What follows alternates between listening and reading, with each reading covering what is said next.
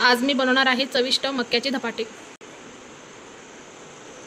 सगळ्यात आधी मी हे मका मिक्सरमध्ये जाडसर वाटून, आता ही मका मी जाडसर वाटली। आता मी यात बेसन टाकते, गव्हाचं पीठ आणि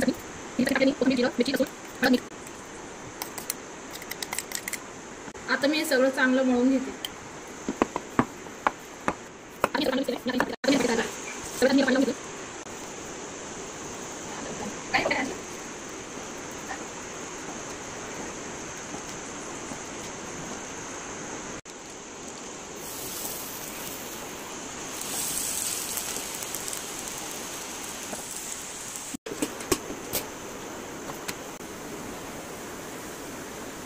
हे झाले गरमागरम मक्याचे धपाटे टमाट्याच्या चटणी सोबत तयार।